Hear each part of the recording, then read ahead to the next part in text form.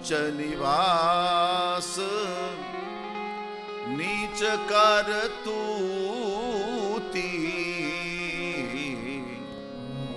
ઉચ્ચ નિવાસ નીચ કરતૂતી દેખન સકાઈ પરાઈ વિભૂતિ દેખન સકાઈ પરાઈ વિભૂતિ.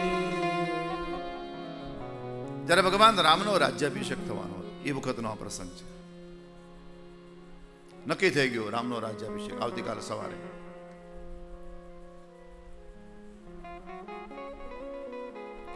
દેવતાઓ સ્વર્ગમાં ઉકળી ગયા, દુખી દુખી થઈ ગયા. અવધમાં આનંદ છે અને સ્વર્ગમાં માતમ છે. એ બધા દેવતાઓ ભેગા થયા, સીધા ભગવતી સરસ્વતી પાસે ગયા અને ભગવતી સરસ્વતીને કહ્યું, હે માં, એ વીણા પુસ્તક ધારણી, અમે બહુ મોટા દુઃખના દરિયામાં ડૂબી ગયા છીએ. એટલે સરસ્વતી કીધું, શું તકલીફ છે? દેવતાઓએ કહ્યું, રામ રાજા બને છે. આ રામ રાજા બને એ તમારી તકલીફ છે?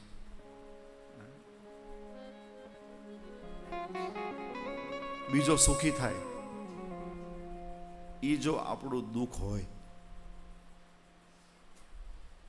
તો કોઈ ભગવાનનો મંત્ર આપણને સુખી કરવામાં કામ નહીં લાગે.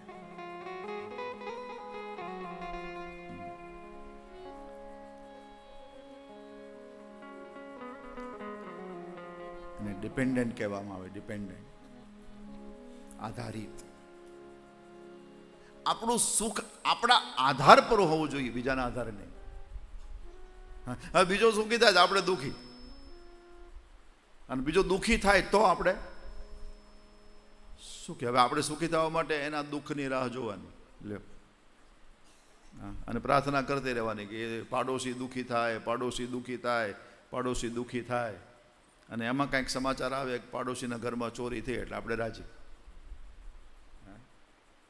પણ પાછું એવા સમાચાર આવે કે એના ઘરમાં સારું ટેલિવિઝન આવ્યું એટલે આપણે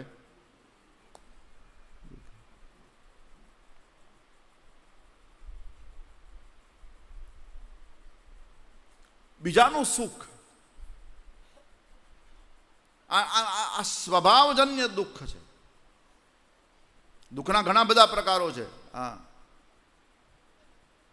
અને બીજા બધા પ્રકારમાંથી આપણે છટકી શકીએ, પણ આ સ્વભાવના દુઃખમાંથી છટકવું કઠિન છે. હા, આપણે ત્યાં કાલ, કર્મ, આ દુઃખના કારણો. એક લોકો ઈશ્વરને દુઃખનું કારણ માને છે. ઘણા લોકો પોતાનું દુઃખનું કારણ કોને માને? ભગવાનને. લ્યો, કાંઈ લેવા દેવા વગરના ભગવાન ઉપર આક્ષેપ કરી દે. હા, અમારો ભગવાન રૂઠી ગયો છે.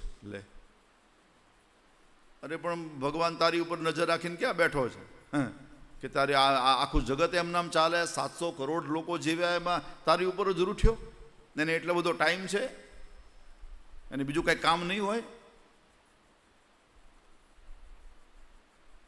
કાલહિ કર્મહિ ઈશ્વરહિ મિથ્યા દોષ લગાવે. કાલહિ કર્મહિ ઈશ્વર. એટલે ઘણા લોકો પોતાના દુઃખનું કારણ ઈશ્વરને માને કે મારો ભગવાન રૂઠી ગયો છે, આમ છે તેમ છે. ચાલો, એ દુઃખનું કારણ હોય, આપણે ઘડી ભર માની લો ને છે, તો એ રૂઠી ગયા છે એટલે દુઃખ છે. હવે એ પાછા આપણી ઉપર રાજી થશે એટલે સુખ આવશે.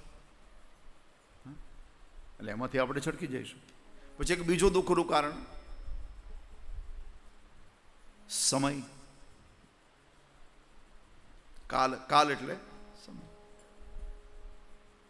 ઘણા પોતાના દુઃખનું કારણ સમયને માને છે કે ભાઈ અમારો સમય અત્યારે ખરાબ ચાલે છે.